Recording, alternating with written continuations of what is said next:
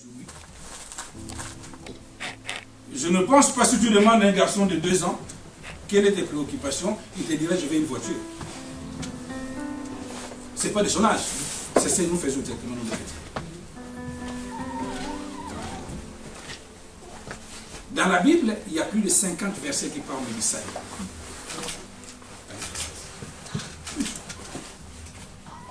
Je vais simplement vous noter Matthieu chapitre 7, à partir du verset 21. Matthieu chapitre 7, à partir du verset 21. Un bon lecteur de lecture puisse lire rapidement ce verset, ce texte. Matthieu chapitre 7, verset 21.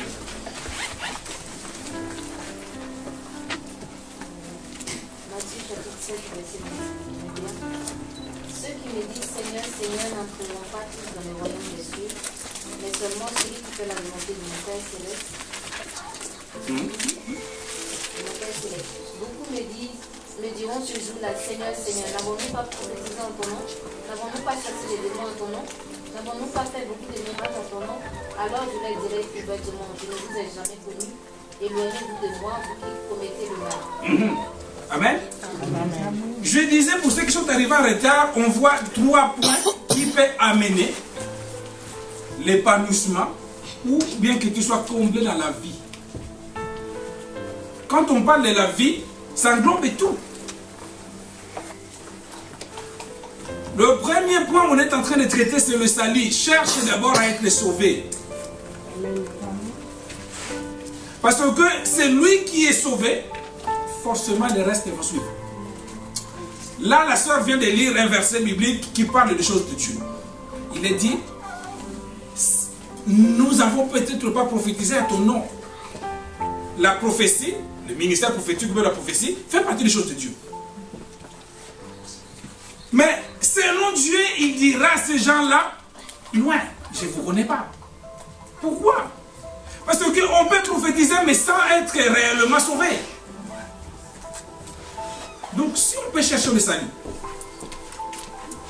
quand la prophétie viendra, on verra l'étape, le socle qui est déjà préparé, que ton âme est sauvée. Alors, Matthieu chapitre 19 encore, là vous allez noter simplement, verset 16 à 26. Matthieu chapitre 19, verset 16 à 26. Alors, le mot salut est obligatoirement associé à la vie éternelle. Donc, en d'autres termes, celui qui est sauvé, il a la vie éternelle. On est en train de parler sur 3 points qui amènent l'épanouissement. Donc, si tu es sauvé, tu as une vie qui n'est pas limitée, mais qui est éternelle. Donc, dans éternel, tout ce que tu auras dans ta vie aura un sens large, éternel. Bénédiction éternelle, vie éternelle. Remarquez les gens qui sont sauvés, réellement sauvés, qui marchent réellement dans la voiture de Dieu. Tout ce qu'ils ont dit éternel. Parce que la Bible est claire, elle dit que c'est la bénédiction de Dieu qui enrichit. Et quand Dieu bénit, le chagrin ne vient pas par la suite. Alors, comment on peut atteindre le salut? On me dit, mais pasteur, on le connaît. Le verset que la sœur vient de lire tout à l'heure, premièrement, il dit, ce qui se prétend être salut, sauvé plutôt, c'est ce qui fait ma volonté. Je cherche le miracle. Je cherche la délivrance. Est-ce que je fais d'abord la volonté de Dieu? Il dira, ceux qui me disent, Seigneur, Seigneur, je n'avais pas fait tel nom, à ton nom, il dira, je ne vous connais pas. Parce que tu peux avoir toutes les bénédictions du monde et recevoir toute la guérison du monde, mais si tu n'es pas sauvé, tu restes là. Ce qui fait la volonté. Dans la volonté de Dieu, faire ce qui plaît à Dieu. Donc un enfant de Dieu, avant de poser un acte, doit se poser d'abord la question, si c'était Jésus, allait agir de la même façon? Si c'était Jésus, allait répondre de la même façon? Si c'était Jésus, allait décider de la même façon? La façon dont on peut atteindre le salut, faire la volonté de Dieu, Deuxième chose, on peut attendre le salut à marcher et vivre dans la sainteté. Nous n'aimons pas la sainteté, mais nous aimons ceux qui sont accrochés à la sainteté. Voilà là où la contradiction. Un chrétien veut que le Seigneur puisse nous bénir, veut que le Seigneur puisse nous délivrer, veut que le Seigneur puisse nous combler de telles choses, mais il n'aime pas ceux qui sont associés à la sainteté. Marcher et vivre la sainteté. Quand on marche et on vit dans la sainteté, certainement, la deuxième chose qui vient directement, qui est liée au salut, c'est attirer les fruits de l'esprit. La sainteté. La marche et vivre avec Christ, ça attire les fruits. Mais comment on peut espérer avoir la deuxième chose ou la troisième chose sans avoir les fruits de Christ? Voilà pourquoi je l'ai dit tout à l'heure. Que ceux qui sont mal intentionnés, les serviteurs mal intentionnés, ils le savent. On ne peut pas délivrer quelqu'un qui n'a pas encore accepté Christ dans sa vie. Amen. Mais il y a des païens qui vont chercher la délivrance. Vous savez, délivrer, c'est libérer ou faire sortir d'eux. Mais si tu vis encore dedans, où est la délivrance? Il n'est pas impossible. Il est possible qu'il soit délivré quelqu'un qui est encore païen. Alors, il faut avoir le courage de faire accepter Jésus-Christ à un païen d'abord, avant de l'associer à autre chose qui est liée de la délivrance. Voilà pourquoi vos vies et nos vies parfois sont compliquées, parce qu'on est encore païen, mais on va chercher la délivrance. La Bible nous dit, quand vous chassez un démon, si vous ne fermez pas la porte, c'est cette qui revient. Mais maintenant, moi, je suis encore païen, je ne marche pas, je ne vis pas comme Christ, on me délivre. Dieu va agir, parce qu'il est derrière sa parole. Mais on empire l'état de cette personne-là. Et demain, la personne dira, parce qu'il n'a pas été enseigné, il dit, oh, mais j'étais encore bien quand j'étais là. Mais depuis que j'ai commencé à les prier, oh là là, les choses s'est empirées, mais parce que la sainteté n'est pas là. Mais imaginez qu'on a chassé à moi les démons de vol, les démons de colère, les démons d'animosité, les démons de critique. 4. Et demain, je vis encore comme autrefois. 4 fois 7, ça fait 28 démons que je vais appeler. Amen. Mais parfois, les pasteurs, pour vous faire plaisir, ceux qui n'ont pas, ils vous disent, des défenses, oh, c'est bien. Mais votre cas sera beaucoup plus difficile encore. Donc, la première étape, si tu veux être épanoui, cherche à être sauvé. Et pour être sauvé, marche selon Christ. Fais la volonté de Dieu. Il n'est pas facile. Parce que le diable de sa mission, c'est de nous bloquer, de ne pas passer comme nous voulons. L'apôtre Paul lui a dit, quand je veux faire du bien, je n'arrive pas. Mais le mal que j'essaie de laisser, c'est ce que je continue à faire. C'est normal. C'est ça qu'on appelle les combats de la chair et l'esprit. Les forces. Et après, quand on est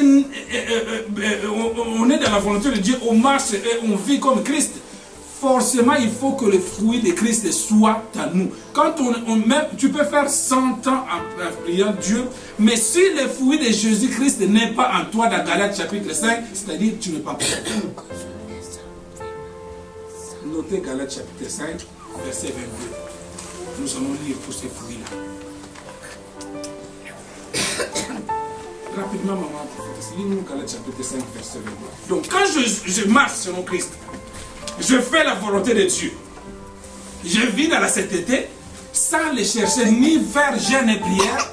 Ce fruit-là va automatiquement venir. Parce que je vis comme Christ maintenant. Lis-nous le fruit de l'esprit. Mais le fruit de l'esprit, c'est l'amour. L'amour, je suis chrétien. Mais on trouve difficilement l'amour dans la vie d'un chrétien et je dis je suis sauvé. La joie. La paix. La paix. La patience. Je suis patiente, mais comment le cœur? Là, ça ne va pas. Je vais là-bas. Mais c'est-à-dire, l'image de Dieu, le Christ, n'est pas encore en toi. La patience, la bonté, un cœur bon, mais combien parfois on est Parfois même les païens sont plus bons que nous. Mais on le dit, ce sont les païens. La bénignité. Oui. La fidélité. La fidélité. La douceur. La douceur. Et la tempérance. Ceux qui ont souligné, c'est important. Le salut, c'est la première chose. Voilà pourquoi nos vies ne sont pas épanouies. On n'est pas encore sauvé. Je ne suis pas encore sauvé. La parole est une épée à double tranchant. Y compris moi. Je ne suis pas encore sauvé. Quand on ne trouve pas ces fruits-là, comment je réagis? Est-ce qu'avec une douceur quand on me dit un mot? Parfois, avant même de finir la phrase, je commence à bouillonner à moi. Il faut qu'on me tire le chevet pour que ça se calme. Je suis chrétien.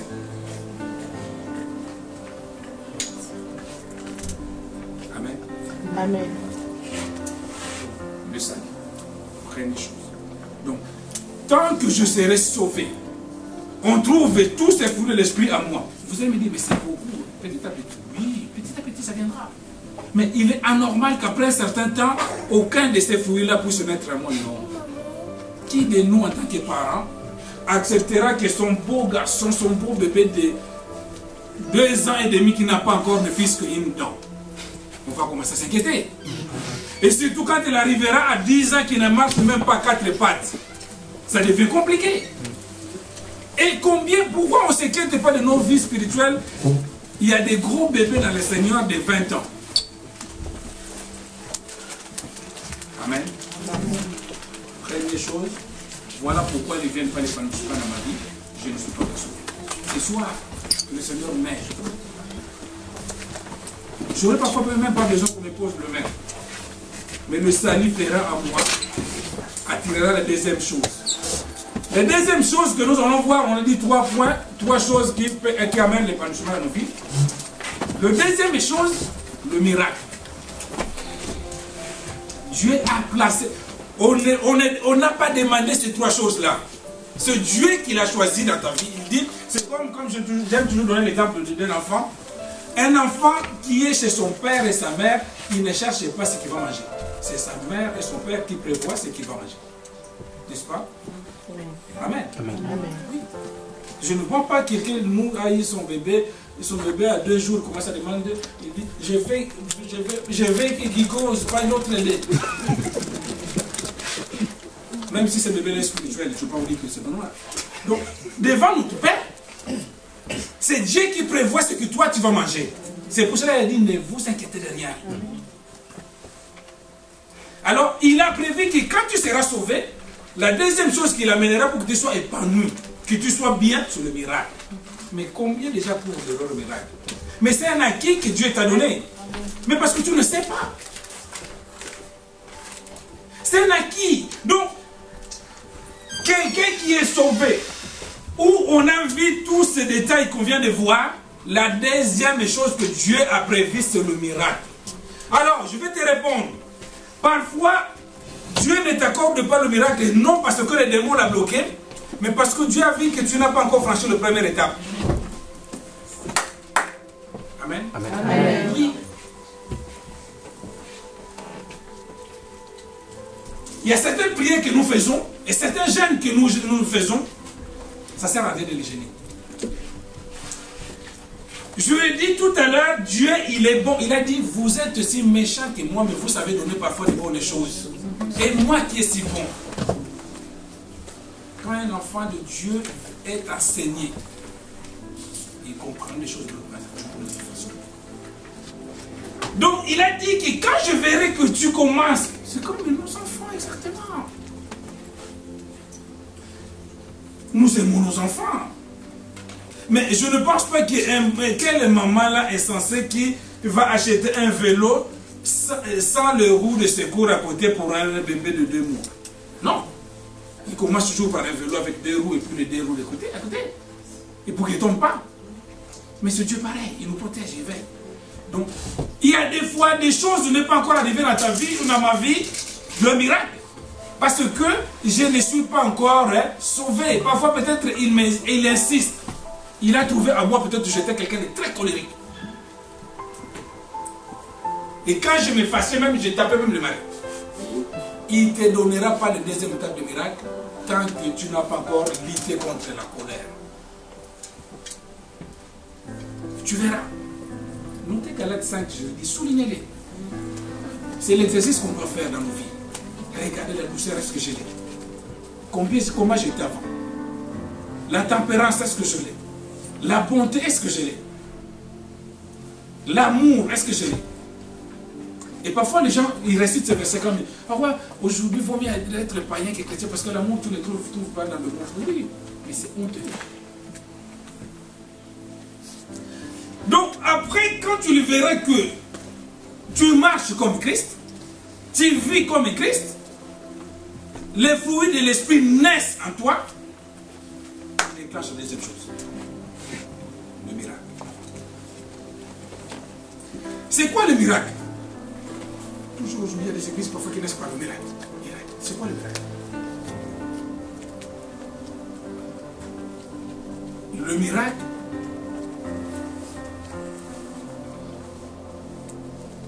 c'est juste, selon la définition de Dieu, selon la volonté de Dieu, la deuxième étape qui vient après le salut. Et ça s'appelle le surnaturel dans la vie des hommes.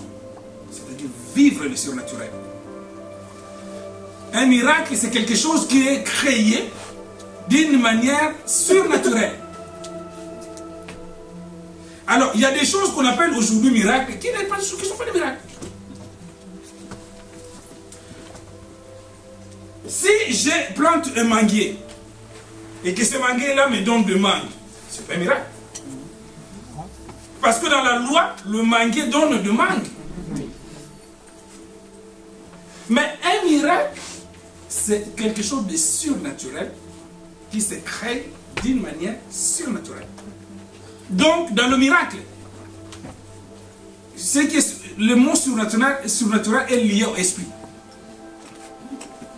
Le miracle, tu ne peux pas l'obtenir, le miracle divin, tu ne peux pas l'obtenir si tu n'es pas surnaturel, si tu n'es pas esprit.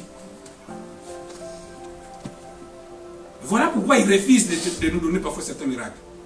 Parce que quand Dieu donne un miracle à un païen, le païen ne reconnaît pas ça comme un miracle. Il dit, j'ai la chance, moi, dans ma vie.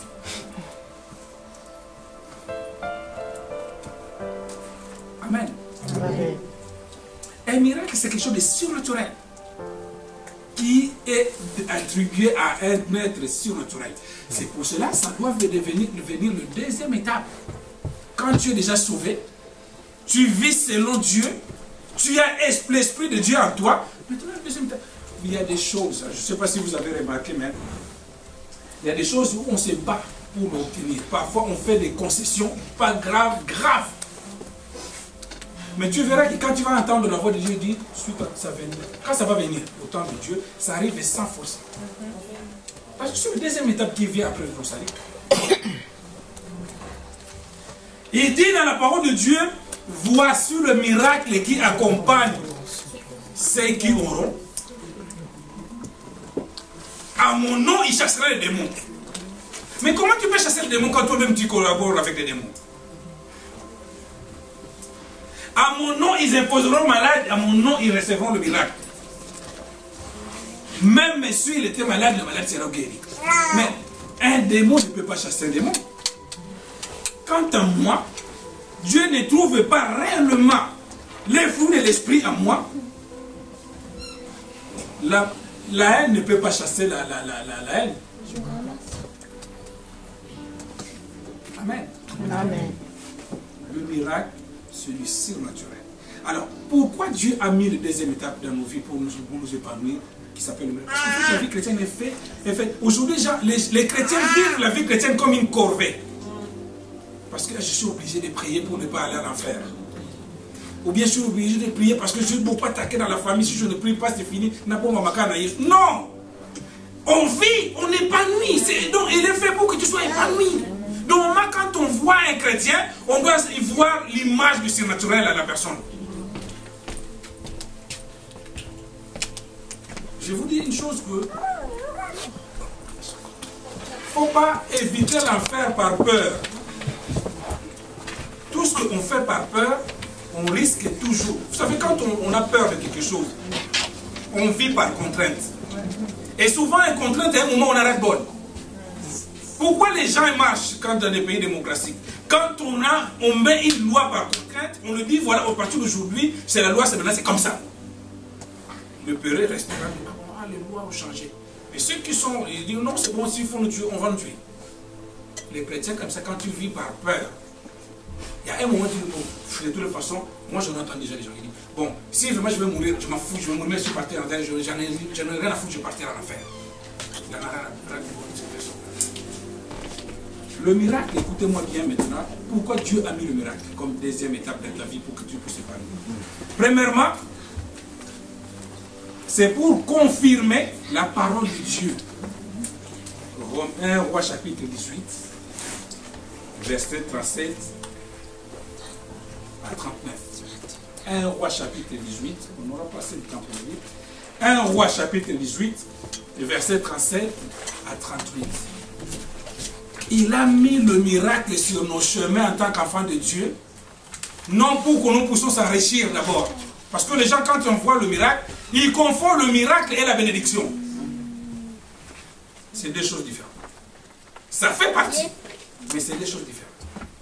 La première chose, le miracle a été créé dans ta vie, dans ma vie, pour confirmer la parole de Dieu. Le médecin me donne tel diagnostic. Ah, tu as des trompes, oui.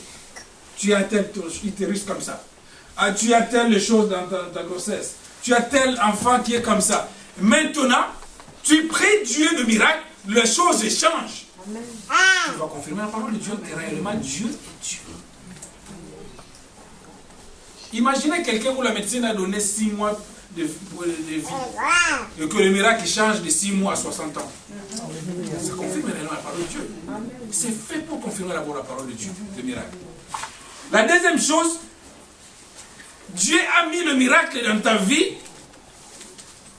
pour nourrir ta vie chrétienne. Pour nourrir ta vie. La vie d'un enfant de Dieu né de nouveau et qui est sauvé n'est jamais une vie sèche.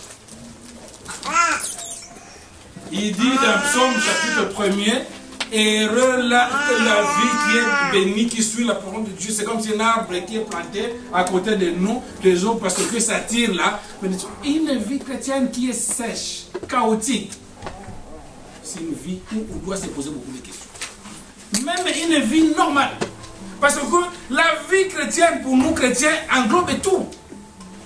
Tu ne peux pas séparer ou dissocier ta vie professionnelle de ta vie chrétienne. Ça ne marchera pas. Voilà pourquoi on échoue.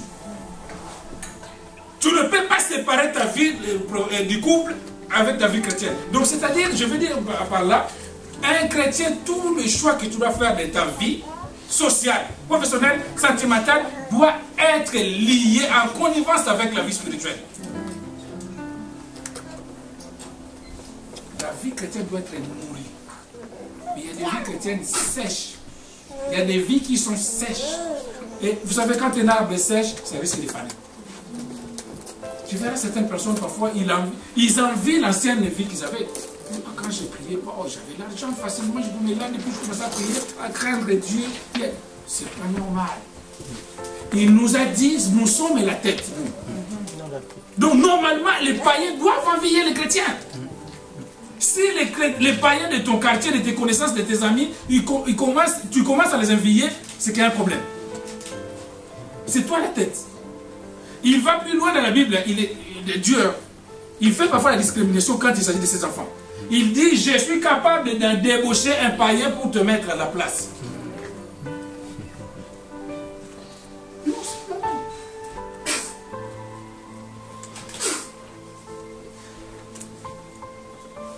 La troisième raison qu'il a mis les miracles, pour te faire vivre des prodiges. Amen.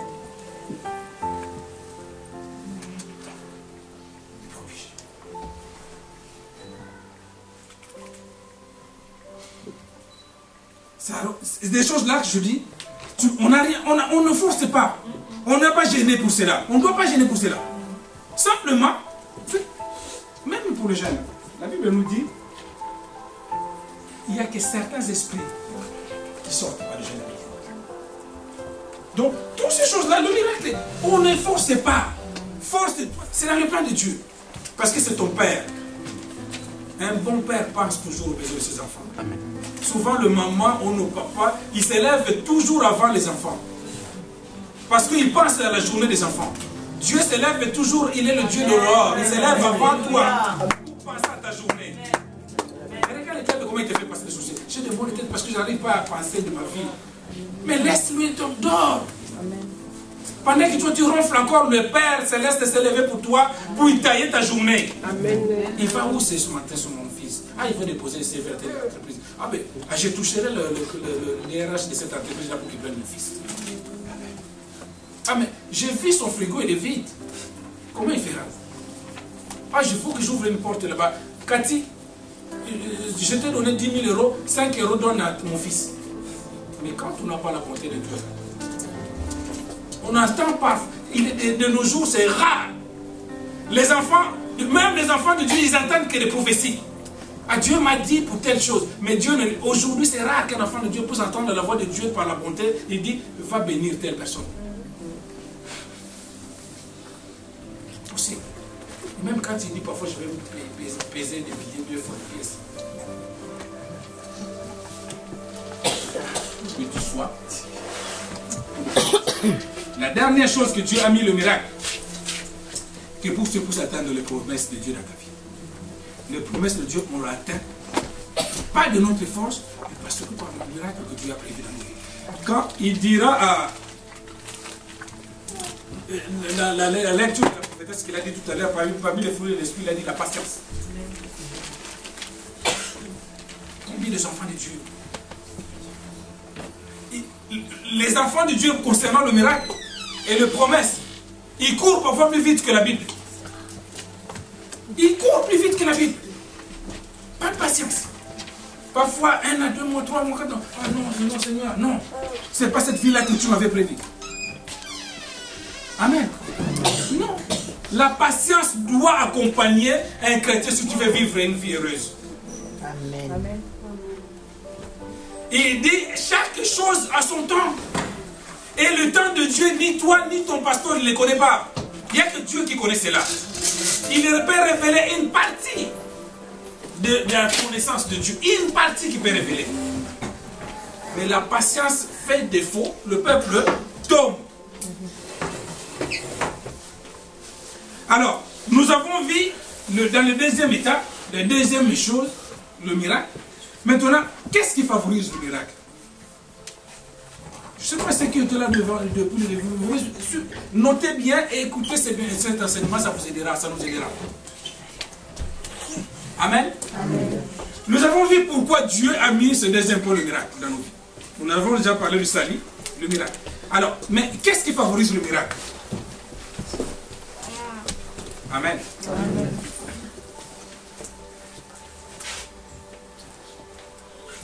Il y a 4 choses qui peuvent déclencher un miracle dans la vie d'un enfant de Dieu. Premièrement, un miracle ne peut pas se faire dans ta vie parce que tu vas gêner, parce que tu vas prier, parce que tu vas aller dans une bonne église, parce que tu vas, même dans ta maison, là où tu peux être, si quelques critères, tu comprends le critère de Dieu, le fonctionnement de Dieu, ça se déclenche. Pourquoi Dieu a créé l'église? Une parenthèse, il a créé l'église pour nous préparer au retour de Christ, seulement, c'est tout. Déjà, après, vous allez voir quand l'enlèvement se fait à l'église ne sera plus utile comme aujourd'hui. C'est pour nous préparer, c'est une école de préparation. Alors, écoutez ce qui favorise le miracle, ce qui peut créer le miracle dans ta vie. Premièrement, tu ne peux pas vivre un miracle si tu ne crois pas au miracle.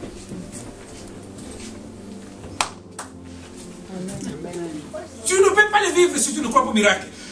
Beaucoup de chrétiens aujourd'hui, ils ne peuvent pas vivre un miracle parce qu'ils mettent en doute le miracle. Le miracle existe, c'est biblique.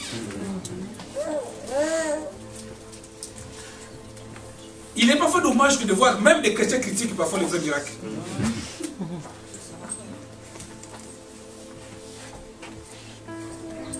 Il est dommage. Mais ce sont les chrétiens qui ne sont pas enseignés parce que nous avons une part de responsabilité, on enseigne un peu. Tu ne peux pas vivre un miracle si si tu ne crois pas au miracle. Vous savez, Christ, dans la Bible, quand tu le marchais, ils allaient de ville en ville. Quand ils croisaient quelqu'un qui a un besoin, amen, lui, il est Dieu. Il est omniscient, il est omnipotent, il connaît, il lit les pensées des gens. Mais qu'est-ce qu'il demandait aux gens? Que veux-tu que je fasse de toi? Il ne posait pas cette question pour les embêter, pour les ennuyer. Mais il faut croire au miracle pour obtenir le miracle. C'est la première condition. Amen. Après les deux autres qu'on vient de voir. Il faut croire. Mais même les chrétiens parfois disent, oh non, non, c'est pas vrai. Ah non, c'est pas vrai. Si, le miracle existe. Le miracle divin existe. Amen. Si tu ne crois pas, c'est pour cela ne jugez pas tout. Aujourd'hui, on a tendance à juger tout et n'importe quoi. Il ne faut pas tout juger à mal. Il y a des vrais miracles, ce qu'on appelle le miracle divin. Mais vous jugez pourquoi? Nous jugeons pourquoi? Parce que nous n'avons pas assez de connaissances concernant la parole de Dieu. On a dit tout à l'heure que la première étape, le salut, avec tout ce que nous venons de voir, le fruit, l'esprit, le marche, tout ça.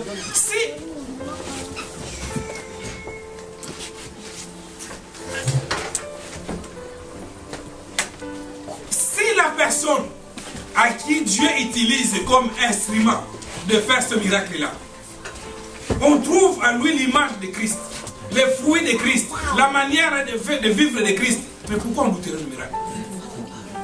Amen. Amen. On va... Pourquoi on va douter? Il a dit lui-même dans la Bible que vous allez faire au-delà de ce que je fais. Aujourd'hui, quel est ce serviteur de Dieu qui a fait au-delà de ce que Christ a fait? Personne. Le peuple qui allait essayer, on commence à le critiquer. Quand on critique le miracle divin, on étouffe le miracle. Et c'est l'œuvre de l'Antichrist. Mais les chrétiens, il faut que nous soyons prudents. Il y a des conversations où on ne doit même pas donner la parole ou participer. Non. Il n'a pas dit qu'il y aurait des résurrections des morts. Si, c'est la Bible. Mais on a dit tout à l'heure qu'il faut croire à la parole. Mais comment tu peux croire à la parole et douter une partie de la parole de Dieu? C'est la contradiction. Amen. Amen. Le miracle existe. Ça s'appelle le miracle divin, fait par des hommes spirituels. Simplement, une catégorie de chrétiens, ils ne sont pas spirituels.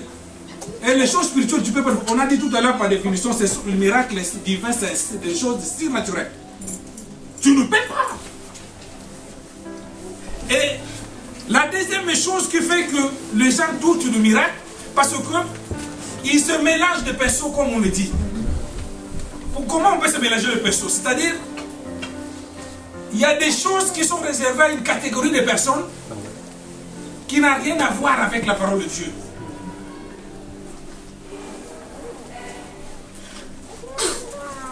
On ne peut pas mélanger par exemple les traditions et la religion. Non. La politique et la religion. Les affaires et la religion, ça fait partie. Mais le miracle, si tu ne crois pas, tu ne peux pas. C'est la première chose. La deuxième chose qui peut déclencher le miracle, c'est la foi. Mais déjà, quand tu ne crois pas, il est difficile d'avoir une foi qui peut croire au miracle. Or, le miracle, pour ceux qui sont arrivés en retard, on a commencé un peu plus tôt, on est sur trois choses qui amènent l'épanouissement dans nos vies. On a parlé de salut. Et là, on arrive aux deuxième chose. En fait, la foi.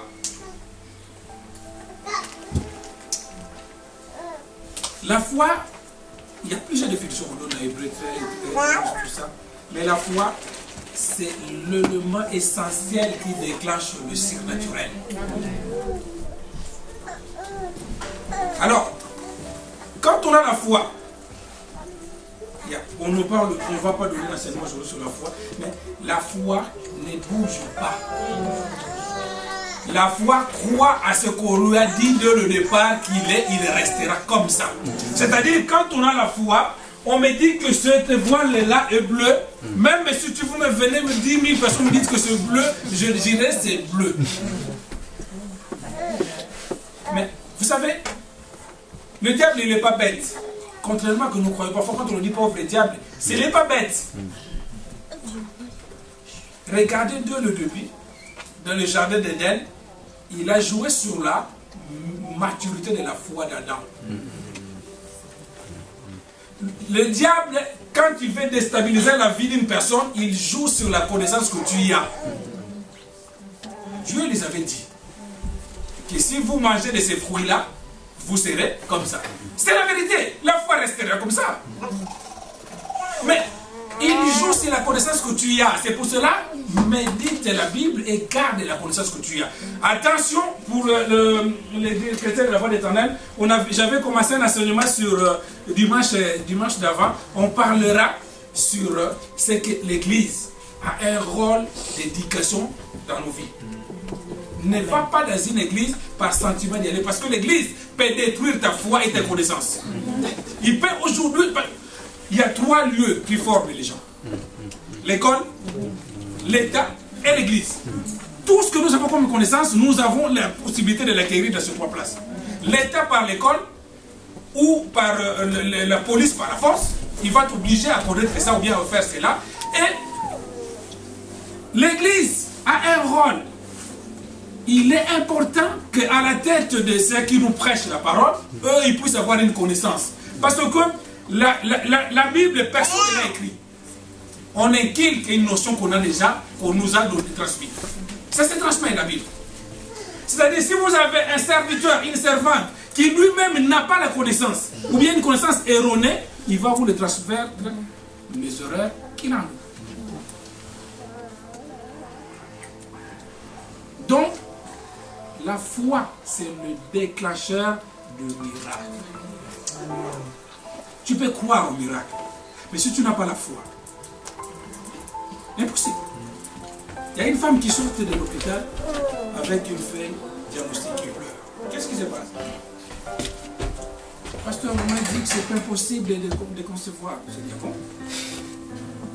Je regarde le feuille. Effectivement, c'est écrit noir sur blanc, endométriose. J'ai un peu de connaissance de ce domaine-là, je dis, et je regarde la sœur, je dis, tu pries? Oui, papa, mais bon, avec ce qu'on vient de déclarer. Amen. Vous savez, je dis à la sœur, je dis, oui, ce qu'on vient de déclarer, c'est vrai. C'est vrai. C'est vrai ce qu'on vient de déclarer. C'est un professeur en gynécologie qui a déclaré cela. Mais ça, c'est sa réalité. Je dis, mais c'est qui qui a donné ce diagnostic-là? C'est un professeur, pasteur. Ah, c'est bon. Et ce professeur-là, je lui dis, mais qui lui a donné cette notion-là? Il a dit, mais pasteur, mais c'est la notion de la médecine. Je dis, mais la médecine, qui lui a dit que tu as l'endométriose? Je dis, pasteur, laisse tomber, parce que je pense que tu ne comprends pas même. Je dis, mais c'est toi qui ne comprends pas.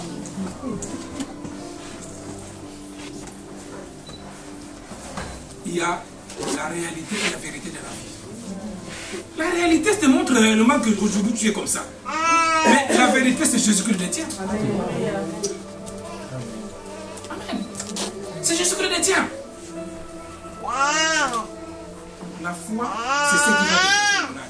Je dis souvent pour beaucoup de personnes, quand tu as des clés de base, tu diras que moi les choses vont s'accomplir. Amen. La troisième chose qui déclenche le miracle, c'est la certitude. Quand on veut goûter le miracle, cherche d'abord à savoir au Saint-Esprit, pas à l'esprit de divination. Est-ce qu'il est de Dieu ou pas? Mais aujourd'hui, on divine. Vu sa marche, ce frère-là, ce pasteur-là, non, il peut pas être de Dieu. Qui est-il pour juger? Amen. Oui. Et souvent, les grands juges, eux-mêmes, ils sont dans une erreur grave. Qui est-il pour juger?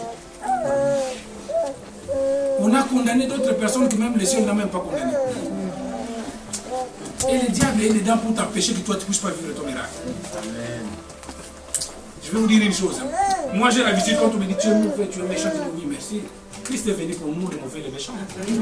Pas pour vous les bons. Ne cherche même pas à discuter. Parce que tu vois quelqu'un comme ça qui critique et qui condamne, il n'est pas de Dieu. Dis-lui simplement, il est venu pour nous. Pas pour vous papa, pas pour vous maman. Pour nous.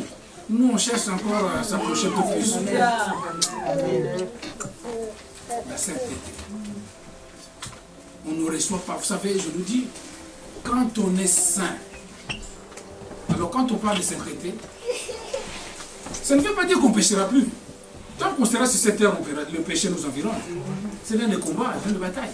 Mais j'aime toujours rappeler, un enfant de Dieu tombe dans le péché, mais il ne vit pas dans le péché.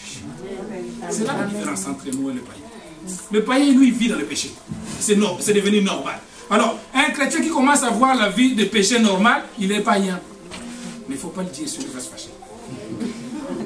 On ne vit pas dans le péché, on tombe dans le péché. Et quand on tombe, on se relève. On dit, c'est papa, j'ai encore tombé. Parfois, les critiqueurs, ils te diront, encore toi, toujours. Oui, c'est encore moi. Parce que Dieu a dit, vous pouvez me pardonner jusqu'à 7 fois 70, 7 fois. À condition que Christ ne vient pas parler de 70 fois. Parce que si tu croises au moment où il était à 75, mais tant qu'il n'est pas encore revenu, oui, tu peux encore obtenir le pardon. Oui, parce que cette phrase-là, c'est 70 fois 70 fois, 7 fois 70 fois, oui. Mais parfois 7 fois 6, elle arrive. Parce que nous ne savons pas. Mais la sainteté, nous devons prier tous les jours. Seigneur, aide-nous à vivre dans la sainteté. Et vous savez, nous prions parfois plus pour le demande. Mais nous prions peu pour ce qui est de réparer nos vies avec Christ. Quand on lâche une prière pour des demandes, pourquoi? Mais quand on demande de se sanctifier, mais que servirait-il à un homme de gagner des buildings, des villas, de tout ça, si tu perds ton âme? C'est lui ou celle qui est saint, les miracles, ça se déclenche. Tout seul. Parce qu'on a dit que c'est la deuxième chose. La troisième chose, c'est la persévérance. Persévère. Tu peux obtenir un miracle simplement quand tu persévères. Pourquoi la persévérance? Parce que nous ne savons pas quand est-ce que le maître viendra arroser ton jardin. Amen. Apporter ta bénédiction. Bien souvent, je vais vous dire un secret, quand tu passes ces moments difficiles, tu vois que maintenant, tu dis, ah non Seigneur, j'en peux plus. Sache que la main de Dieu est à côté. Le diable, il a vu que si je le laisse, il va toucher la main de Dieu. Quand l'épreuve devient dire insupportable à ton niveau, sache que Dieu est là pour t'aider. Tu verras quand tu vas franchir cette étape-là, la bénédiction tombe. Ah, heureusement, j'allais faire une compromission. Voilà. Tiens bon. La Bible nous dit, il connaît le niveau de notre foi. Il ne permettra jamais. Il y a une chose que Dieu ne peut pas permettre que le diable touche à ta vie, c'est ton âme. Il ne permettra pas. Même quand tu vois que tout est devenu noir, il y a une petite lumière qui sortira quelque part. Amen. Quand tu vois même parfois personne ne te comprend, même dans ton entourage, même dans ta famille, sache que l'ange de Dieu viendra bientôt pour apporter ta bénédiction. Accroche-toi. La persévérance déclenche le miracle. J'aime toujours rappeler aux gens, quand on entend un témoignage, on entend juste la phrase, j'ai béni le Seigneur, il m'a donné le papier. J'ai béni le Seigneur, il m'a donné une femme. J'ai béni le Seigneur, il m'a donné un travail. Mais nous n'avons pas le temps de comprendre le parcours. On nous dit, Anne, tu sais combien de temps il a passé? Sarah, nous savons combien de temps qu'il est passé? Ruth, où on nous dit même Ruth, on commence à les pousser. Ruth, rentre parce que j'ai pris dans mes entrailles et non le temps d'enfanter pour te donner à toi un garçon qui deviendra ton mari. Il dit, là où tu seras, je serai là. Ton Dieu sera mon Dieu. Dieu a besoin ce soir des hommes et des femmes qui peuvent te dire ce soir, Seigneur, peu importe la durée de tes preuves, mais là où tu seras, je serai là. Amen. Quitte à mourir avec cet état-là où je suis dans le manque de besoin que j'ai, mais être à côté de ce toi est le plus important. Vous savez, il n'y a plus rien de plus extraordinaire, c'est être à côté de Dieu. Mais sache que ce Dieu-là qu'on a vu tout à l'heure qui est amour, qui ne permettra pas que tu puisses vivre. Il y a un temps de pleurs dans la vie, il y a un temps de cravacher, de souffrir, mais il y a un temps de louange et de gloire dans la bouche. Un enfant de Dieu finira un jour par chanter le cantique de l'âme. Je Je vais dire l'Éternel, Dieu. On finira. Que le diable ne te ment pas. Persévère. Ça déclenche le miracle. Tous ceux qui ont eu le miracle dans la vie, ils ont persévéré. Tu peux avoir la foi, mais si tu ne persévères pas, tu vas rater. Tu peux croire au miracle, mais si tu ne persévères pas, tu vas rater. Je vais dire à quelqu'un ce soir, croire c'est bien au miracle. Avoir la foi c'est bien, mais persévère aussi. La sainteté ne lâche pas. Ne lâche pas. Moi je me rappelle quand je traversais des épreuves de papier, pareil. Pareil. Je vais renouveler les derniers jours, on me donne l'ordre de quitter. La dame de la préfecture me regarde et me dit, monsieur, vous savez ce que vous allez signer? Je dis oui, je sais lire. Je dis mais c'est l'invitation à quitter le territoire. Je dis mais c'est vous qui le dites, madame. Là où les sols de mes pieds ont foulé, toi la préfecture, tu vas me pousser. Vous savez, il y a certaines personnes qui peuvent avoir des problèmes dans leur travail parce qu'ils touchent la sainteté de Dieu. Mais vous ne savez pas qui vous êtes. J'ai dit mais madame, là où le Seigneur m'a mis les pieds, il m'a dit partout il faudra les prendre, je te donne la possession. Et toi tu me dis ordre de quitter. Ta tête a craqué. Je reviendrai dans le même guichet pour te dire que mon Dieu a dit donne-moi. Parce qu'il a dit. C'est que je le fais. Il a dit mais tu sais les Congolais comment ils font? Je dis quoi? Il faut trouver quelqu'un qui a... Je dis moi je suis fiancé. C'est bien. Comme tu es fiancé, mais la femme enceinte, comme ça tu vas... J'ai dit ma fiancée elle est au pays. Moi je croyais qu'il est ici, mais fais comme les Congolais. Vous savez le jour, l'État m'a dit on enlève l'interdiction de quitter le territoire et je retourne à la préfecture. Pas de chance pour la dame, c'était la même chose. Persévère, ma soeur. Je parle à quelqu'un, je ne sais pas pourquoi, mais persévère dans l'état où tu es. Le Dieu ne lâche pas. Le monde peut te lâcher. Mais le Dieu ne lâche pas. Vis dans la sainteté. Ne lâche pas. Crois en Dieu. Et la dernière chose qui peut déclencher un miracle dans ta vie, c'est la prière. Ne baisse pas l'intensité de la prière. Dieu, il est capable. Le diable a créé toutes sortes de maladies, le monde qui existe. Dieu a contrecarré le plan de diable parce qu'il a, à côté de chaque maladie, il a créé une remède. Il a créé un traitement. Toi, tu es de l'autre côté. La prière, ne lâche pas. Prie. Que les gens te trouvent comme une folle. Vous savez, quand les gens n'ont pas vu que tu es fou et folle, ce que tu n'as pas encore été intégré. Monte encore les cas. Il y a des sortes de foi. La foi positive et la foi négative. Il y a des chrétiens qui ont la foi négative. La foi positive appelle la bénédiction. La foi négative appelle la malédiction.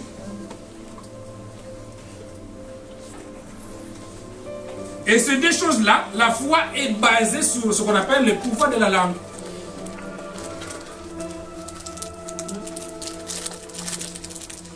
Tu sais ce que le médecin dit, mais en réalité c'est vrai. Oui, c'est vrai. Oui, c'est vrai. Mais c'est que la réalité de la médecine, c'est que les lois ont... Eux, ils siègent là-bas au palais Bourbon et à l'Assemblée nationale pour voter. Mais les derniers mots reviennent à notre chose.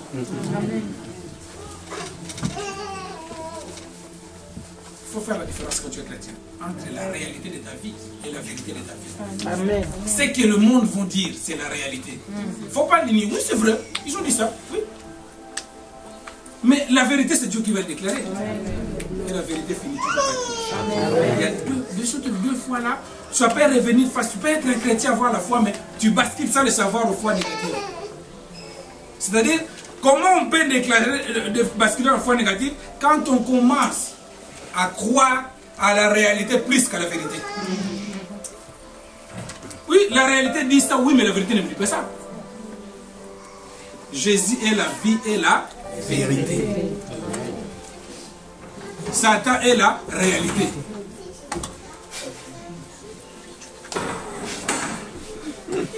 Nous, à l'époque, c'était à l'époque où on était dans cette situation-là des documents. On avait un gouvernement des droits. Il a touché lui-même le président des dissous de l'Assemblée. On ferme une parenthèse. Vous ne savez pas qui vous êtes. Amen. Vous ne savez pas.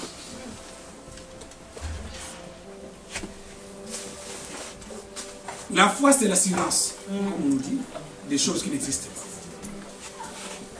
Donc, dans la foi, il y a l'espérance. Ça n'existe pas, mon espère. Normalement, à cet âge-là, c'est fini. C'est normalement. Oui, c'est normalement. Normalement, à cette situation-là, c'est comme ça. Oui, c'est normalement. Mais votre normalement ne dépend pas de la vérité de mon Dieu. Troisième chose et dernière chose qui peut bousculer ta vie pour que tu sois épanoui, c'est l'onction. On a parlé de ça. Le miracle de l'onction. Beaucoup de vies, parce que je l'ai dit tout à l'heure, il ne faut pas dissocier la vie chrétienne et la vie de tous les jours. La preuve, quand vous allez voir quelqu'un qui a une vie chrétienne médiocre, sa vie de tous les jours est médiocre aussi. Parce que nos vies dépendent de Dieu. L'onction, c'est la troisième dernière chose. Il est cité presque plus de 40 versets dans la Bible. On note seulement dans Ésaïe 61, il est cité plus de 40 fois. Et dans 1 Jean, chapitre 20, à partir du verset 20. L'onction.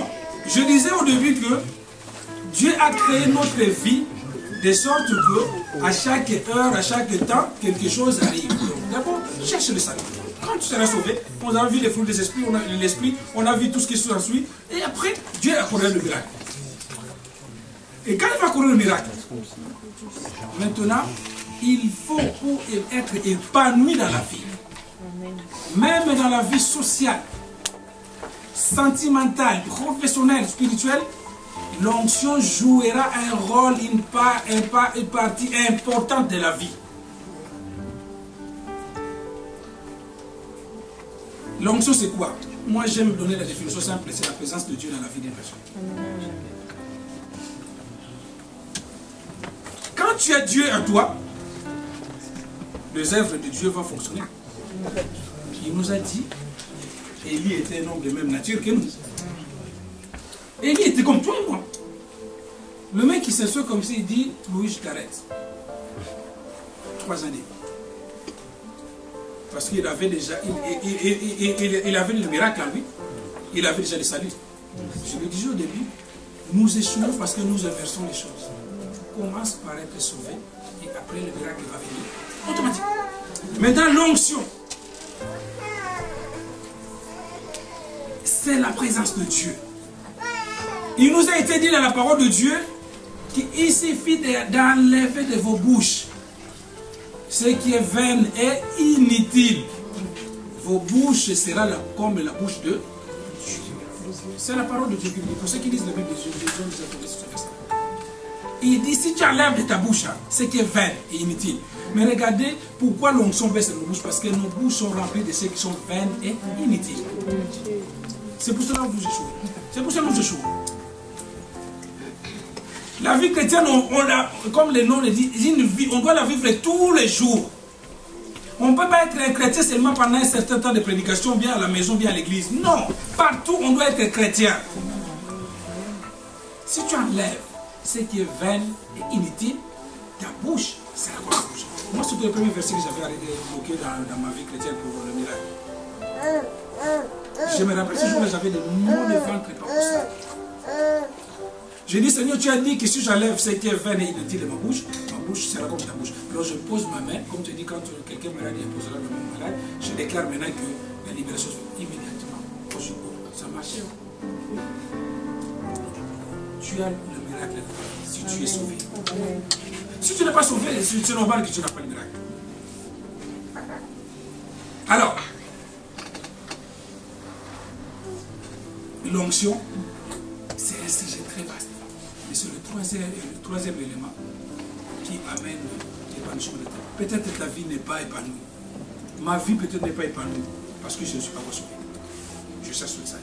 Au lieu de chercher les positions de main. Au lieu de chercher le miracle. Parce que le miracle vient après. Quand tu es sauvé, le miracle vient. C'est qui a compris, ce que vous créez. Et quand j'aurai le miracle et le salut, il faut maintenant, lui-même, il ajoute l'onction. Pourquoi il ajoute l'onction? Il est annoté concernant l'onction. Et l'onction peut se développer. Quelqu'un qui est loin, il peut faire l'effet domino. Si tu marches avec quelqu'un qui est loin, sans forcer, tu auras une partie, une portion. Donc, choisis les gens que tu vas marcher. C'est important. L'histoire d'Élie et Élisée, pour ceux qui lisent la Bible. Mais tu es chrétien, tu restes dans la bassesse, parce que tu marches avec des gens qui n'ont rien à voir avec la vie chrétienne. L'onction peut se développer. Parce que quand lui il fera des choses avec l'onction de Dieu, il attire, tu attires. L'homme ne peut que donner ce qu'il a. La Bible dit. Remarquez, avant, tu n'étais pas mon cœur, tu ne critiquais pas. Mais depuis que tu traînes avec les critiqueurs, petit à petit, il commence à décriser les mots. Parce que avec lui, matin, midi, soir, s'il commence par Paul, il termine le dossier de Paul, il prend Monique, il termine, il prend. Petit à petit, ces gènes-là vont rentrer en toi. Toi, tu vas commencer par des petites classes. Tu sais, quand l'enfant commence, il commence par maternelle, il commence par A.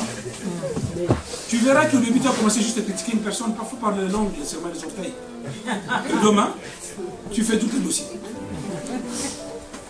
L'onction peut se développer. Cherche les gens. Parce que vous savez, souvent les gens choisissent les gens qui tu veux vivre avec.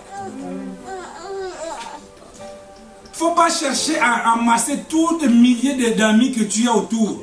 Il y a certaines personnes, Dieu les sépare tranquillement. Et toi, tu n'as pas compris. Tu continues à les chercher. Non. L'autre Abraham, il fallait qu'il puisse avoir cette séparation pour qu'il puisse progresser. Des bonnes personnes, sans forcer, ils resteront à tes côtés. Vous savez, les gens, ce qu'ils nous disent en face, ce n'est pas ce qu'ils pensent de nous. Hein. Ah oui. Moi j'ai cette habitude-là. Je me dis, pasteur, pasteur. Je sais que cette personne-là derrière n'est pas regardée. Oui, frère, oui, ça. L'onction peut se développer. C'est ta vie. Quand tu vois quelqu'un qui traîne avec la personne, qui ne t'apporte rien de spirituel, mais il te bloque. Parce que lui, il a sa vie. Vous savez, personne ne peut aider quelqu'un d'autre à obtenir quelque chose qui vient de Dieu. Rien. Donc si toi tu perds ton temps à traîner avec celui qui ne te donne rien, tu perds ton temps. C'est comme dans la vie chrétienne. Ceux qui critiquent les pasteurs, les églises, matin, midi, soir. Hey, quitte pas les églises, hein. Il vous faut quitter l'église. Toi tu es bête, tu vas le suivre là. Non, c'est ta vie que tu mets en jeu. C'est ta vie. L'onction peut grandir. L'onction peut grandir. Tu avais une petite onction quand tu avais accepté Christ, fais grandir. À un moment, essaye. Et si au bout de 40 ans de vie chrétienne, tu as du mal à chasser même les mots de tête, ça devient un problème.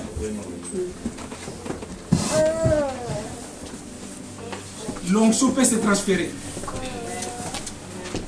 Voilà pourquoi je dis, choisis les gens qui t'y traînent. L'onction, pourquoi le troisième point? Parce que l'onction attire la puissance. On a besoin d'être puissant dans ce monde environné par les démons. Tu peux être chrétien, mais si tu n'es pas puissant, on va t'écraser. La puissance te permet d'atteindre et d'atterrir là où le diable t'empêche d'atterrir. C'est quoi le combat qu'on a? En résumé, c'est que le diable empêche que tu deviennes ce que tu as choisi que tu deviennes. Il te bloque. Mais c'est la puissance qui va dégager. C'est la puissance qui fait de l'onction. Un chrétien qui n'a pas d'onction, il n'aura pas de puissance. Il n'aura pas de puissance. Et ça, la puissance, c'est des portes que tu ne peux pas briser. Ce n'est pas normal que depuis tu commences à prier, que des combats, tu dors mal, tu fais ça, la famille... Non. Il faut à un moment, avec la puissance et l'onction, te permet de rentrer dans les terrains de Dieu, aller récupérer ce qui est à toi et tu reviens. sans qu'on te fasse du mal. Donc, l'onction amène la puissance. Et la puissance amène l'autorité. Quand tu n'as pas l'autorité, ta parole, même les démons, ils rigolent. Amen. Oui.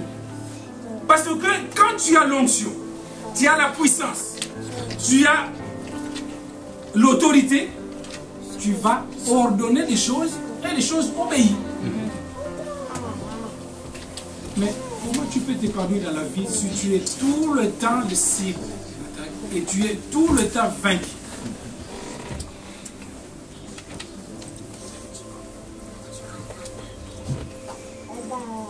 Parce que dans la vie, on a besoin de ces choses. On a besoin de l'onction, on a besoin de la puissance, on a besoin de l'autorité. Seule la personne qui est dépositaire de l'onction et la puissance et de l'autorité peut ordonner aux démons et les démons obéissent. Sinon, impossible. Ils ne t'écouteront pas. Ils seront secoués, mais ils ne t'écouteront pas. Comment on grandit l'autorité, la puissance et l'onction? Simplement, je dis, c'est la présence de Dieu. Si tu as la sainteté de Dieu en toi, ces choses-là seront automatiquement attribuées à toi. Et Dieu lui-même te donnera les degrés de la puissance et de l'autorité pour attaquer tel ou tel esprit. Il y a des gens qui sont attaqués dans leur songe, dans leur vision. Ils sont morts dans la vision et la réalité aussi, la personne meurt. C'est ce qu'on appelle les morts subites. Je fais un rêve, quelqu'un m'a attaqué. Et quand il se réveille, les symptômes, le même symptôme que tu as vu dans le rêve, tu le vis en vrai.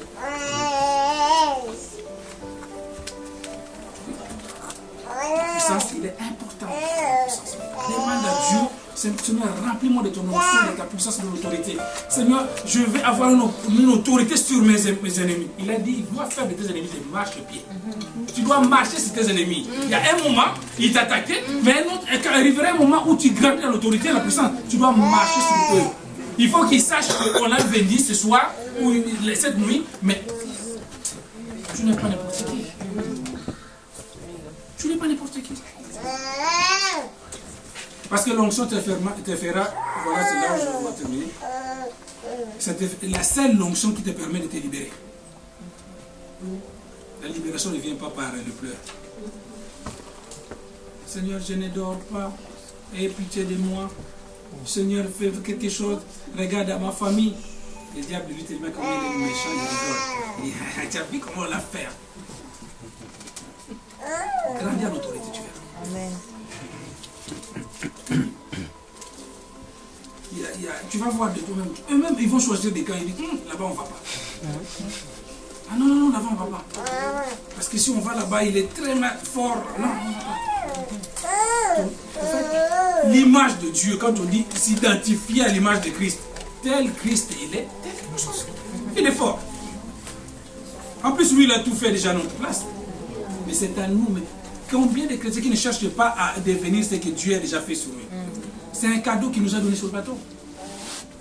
Mais au lieu de chercher cela, nous cherchons des choses qui sont périssables. Les cartes de séjour, tu peux en avoir 10. Hein. Ça ne changera rien. Moi, je vais vous donner cette témoignage, je ne me promène plus avec ça. Hein. Parce que c'est même si la police me donne, je donne l'identité, ça sort. Mais avant, c'était comme un petit Dieu. Seigneur, garde. Choisis les vraies priorités dans la vie. Les enfants, Seigneur. Quand tu es l'oreille des enfants, les enfants me prennent la tête. Hein. Le mariage. Quand tu verras cet enfant-là, cet homme-là, se marier, là, tu dis, c'est ça le mariage, c'est normal. Le diable nous fait donner de la valeur, des choses qui n'ont pas de valeur. C'est nos acquis. Amen. Amen. Pose-toi des vraies questions, Seigneur. Sur la liste de Galates 5, 22, quel fruit de l'esprit je n'ai pas encore?